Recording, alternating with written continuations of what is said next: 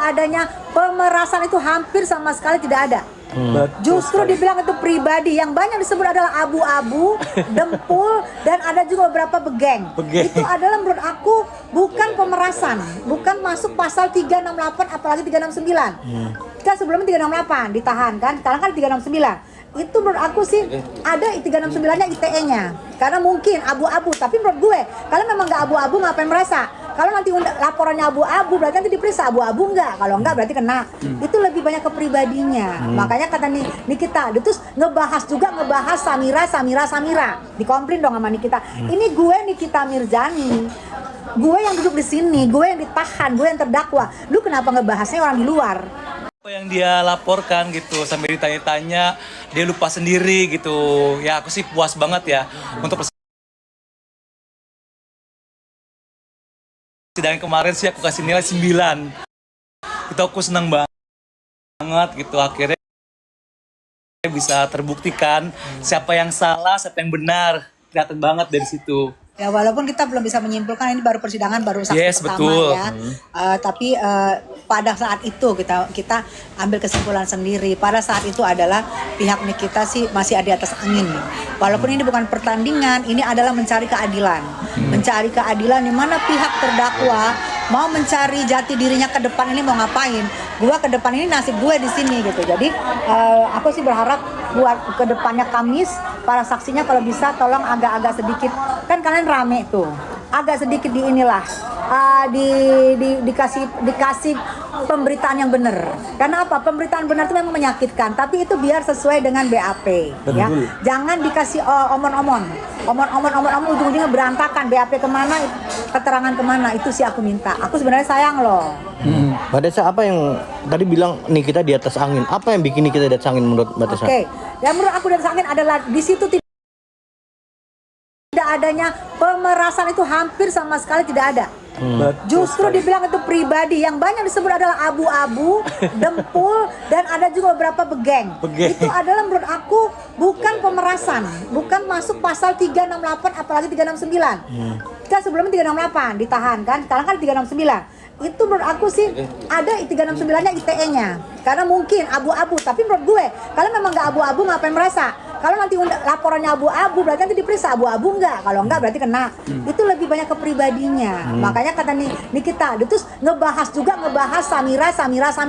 Dikomplain dong sama Nikita. Ini gue Nikita Mirzani. Gue yang duduk di sini, gue yang ditahan, gue yang terdakwa. Lu kenapa ngebahasnya orang di luar?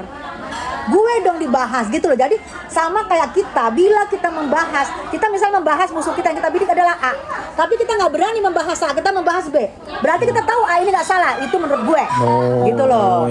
Kenapa tidak dibahas nih kita Mirzani, kita bilang kenapa dibahas Samira sampai terdakwa sendiri komplain. Harusnya terdakwa seneng, ya udah gue nggak dibahas berarti gue nggak bersalah.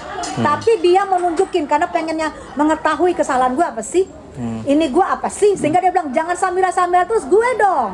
Gue Nikita Mirzani sampai datang kali begitu. Itu menurut gue saat itu Nikita di atas angin karena dia berani menantang. Salah gue apa? Tunjukin kan itu. Berarti Mbak Desa melihat nggak ada nih unsur pemerasannya seperti itu ya? Bener nggak? Aku bilang belum menemukan unsur pemerasan di situ. Karena keterangan yang aku lihat, aku dengar itu adalah bolak-balik adalah masalah pribadi dan ditekanin sama hakim. Sama lawyer temennya. Ini pemerasan apa pribadi? Ini apa pribadi katanya. Kalau saya dibilang abu-abu, saya dibilang ini, saya kan bukan abu-abu, nah itu padahal itu sebenarnya adalah jebukan sebenarnya. Mbak Desa kan ngelihat tadi bilang kenapa yang nggak diserang gua gitu, kenapa bawa nama Dokter Samira, Dokter Oki, kan itu kan kesatuan berawal dari mereka. Kenapa seorang Dokter Reza Glais nggak boleh menceritakan kronologi gitu? Oke. Kesatuan yang dibilang. Kalau kesatuan tidak berulang-ulang, kalau kalian menganggap itu kesatuan ya. Kalau sekarang pertanyaan saya, kenapa dibilang kesatuan? Emang Dokter Samira dilaporkan kan nggak dilaporkan hanya Mail. Itu surat laporan hanya Mail loh, tidak kesatuan. Yang bilang kesatuan siapa? Mereka, terserah mereka. Tapi bukan kesatuan. Jika di kesatuan LP, mereka pun akan tidak ada kesatuan. Mereka yang memaksakan untuk menjadi kesatuan. Tidak ada kesatuan loh. ya, dipaksakan untuk menjadi kesatuan. Itu yang mereka kejar. Tapi saya bilang, kalau sudah melaporkan sama penyidik, percayakan sama penyidik. Toh yang jadi TSK cuma 2, cuma NM sama Mail, kesatuannya di mana? Jangan menggeret-geret orang di luar. Selalu udah percaya sama polisi, kalau udah percaya penegak hukum, percayakan saja.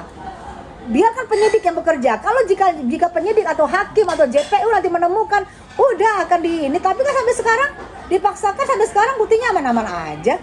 Gitu loh menurut gue. Jadi menurut gue mereka memaksakan untuk menjadi itu adalah suatu kesatuan seperti yang dirimu bilang. Tapi sampai sekarang tidak ditemuin kan. Itu maksud aku. Oke, jadi menurut Batas juga kalau 2 orang yang disebutkan ini nggak terlibat. Aku tidak bilang terlibat, tidak terlibat atau tidak terlibat. Oh, iya. Aku tidak ada di dalam sana. Ya. Sampai saat ini percayakan sama kita sudah melapor, kita sudah melapor dan sekarang sudah berjalan persidangan. Percayakan sama persidangan. Kita tidak usah menggiring. Boleh menyebutkan 1-2 kali, jangan terus-terusan sampai terdakwa komplain loh. Kalau terdakwa tidak komplain tidak ada masalah. Terdakwa komplain loh, kenapa gue yang dibahas? Kenapa Samira? Itu kan berarti ada sesuatu yang dikomplain sama Niki. Iya. Gitu. Oke, Mbak Tessa dan Mas Egi juga kan selalu intensnya hadir nih. Yang terakhir ini kan melihat seorang Nikita menyerang balik seorang Reza Gladys itu dengan produknya, mempertandingkan produknya. Padahal ini kasus bisa dikatakan pemerasan ya. Nah gimana? Ini fair gak sih seorang Nikita malah menyerang keaslian atau original produk dari Reza Gladys gitu? Padahal ini. Egi mau jawab apa? Oke. Ya, sebenarnya kasus ini berawal kembali ke awal. Awal kasus ini adalah skincare yang diduga overclaim.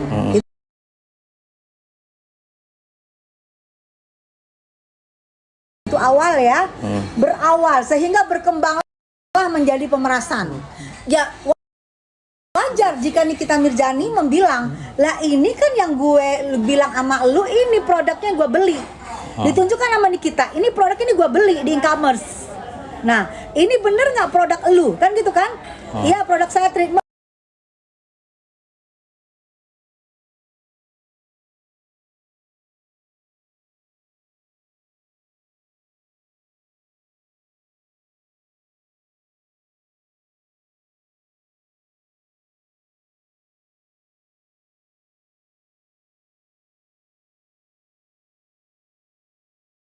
Dan di produk itu yang sangat hati-hati dari pihak sana, hati-hati ya, bahwa ada jarum suntik yang dijual bebas. Nalo. Hati-hati, tidak bisa jarum suntik. Apapun treatment itu biasanya di klinik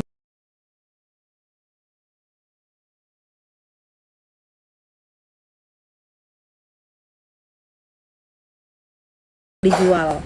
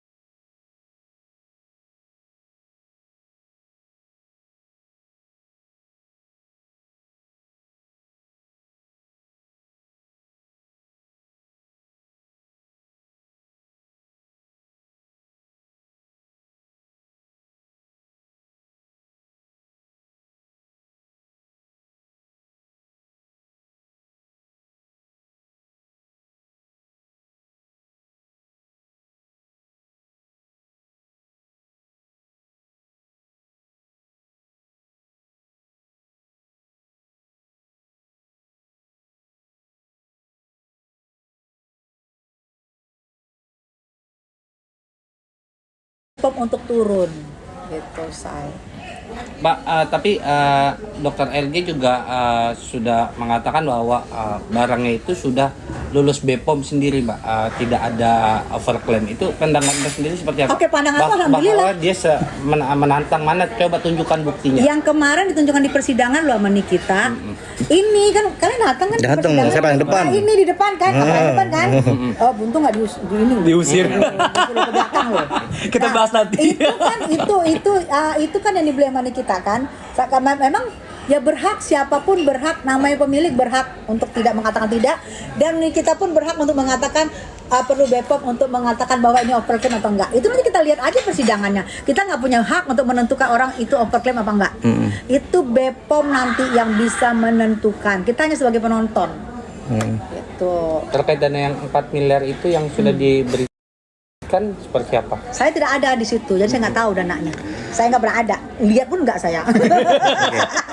Mungkin Oke. Mbak Tessa, tapi kemarin sempat ini nggak sih deg-degan atau kejutan juga nggak melihat, artinya kan momen pertama nih kita bertemu Reza Gladys nih di dalam ruang persidangan. Reza juga kemarin sempat dia tegas juga, berani nih, artinya berani menyerang juga, saling serang kan, melihatnya gimana kemarin? Kan aku bilang awal aku lihat keren. Waktu pertama kali jawaban dari JPU keren. Oh, cucu lancar, tidak ada sendatan. Kalau keren kita harus bilang keren. Ya keren. Cucu waktu JPU. Gitu, tidak ada semua aku udah wah gila keren. Kan aku bilang, wah keren nih. Tapi mulai tersendat di saat ada Nikita dan Bang Fahmi dan kawan-kawannya kan bertanya. Di situ agak tersendat. Di situ aku pikir agak wow. Pertama aku lihat keren nih. Aku lihat tadi kan dari awal aku udah ngomong. Kalau kata aku bilang kayak dihafal banget loh. Jelas gitu. Benar keren. Tapi sayangnya setelah ada tanya jawab dari pihak Nikita. Itu udah mulai agak sedikit itu. Goyang. Mbak Tessa, kalau saya boleh beranggapan,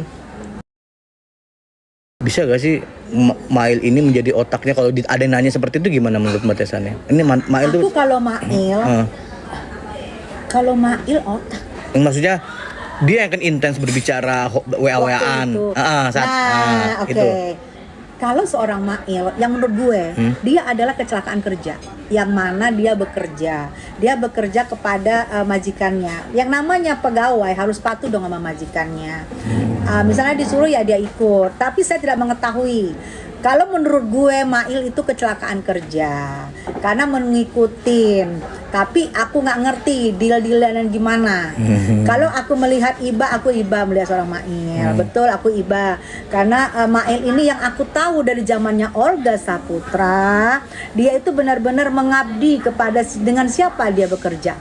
Gitu menurut gue gitu sih. Makanya gue pasti menunggu persidangan Mail. Gue nggak pernah ninggalin loh, sekalipun mau tengah malam gue tunggu sidangnya Mail karena gue jujur gue sayang sama dia. Dari mulai Olga gue kenal dia, gue tahu anaknya baik, gue tahu anak itu nggak macam-macam.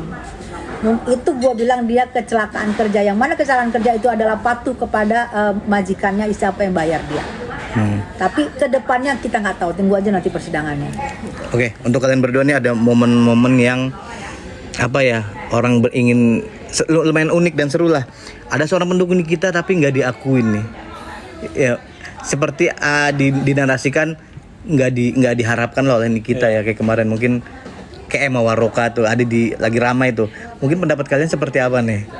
Boleh tanya gak?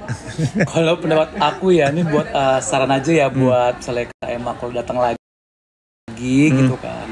Aku sempet kan baris sebelum pintu dibuka, ada Kak Emma, ada aku, ada beberapa siapa kan lagi live. Aku kaget dong, Kak Emma bilang sama beberapa orang itu katanya, "Pak, masuk dong ke live aku, belanja di keranjang aku." Aku kaget dong. Lu denger? Denger, ada kok rekamannya aku lagi live gitu. Terus aku bilang gini, "Kakak jualan?" "Iya, aku tetap promosi dong di mana-mana aja," dia bilang. "Wow, pejuang affiliate kan aku sindir lagi gitu kan." Saya mikir karena mati, kan di persidangan kok jualan gitu loh. Nah, setahu aku kan jualannya Kak Emma kan ini kan produknya produk lain kan ya, bukannya produk Kak Niki gitu. Misalnya kalau mau support ya nggak masalah ya. Misalnya dimasukin keranjangnya Kak Niki itu nggak masalah. Tapi ini kan keranjang orang lain. Kalau bilang mau support gimana gitu loh, kok tetap jualan gitu loh. Masalahku ya saran aja untuk persidangan nanti jangan gak usah ada keranjang kuning lah gitu. Kan biar dia tahu tempatnya lah. saya pun juga jualan kan sekolah lab ada keranjang kuning, tapi pas di situ ya saya mengkondisikan aku sebagai mensupport Kaniki, mendoakan Kaniki. Kan di nonton di live itu kan banyak kan ya, hampir satu Indonesia menontonnya.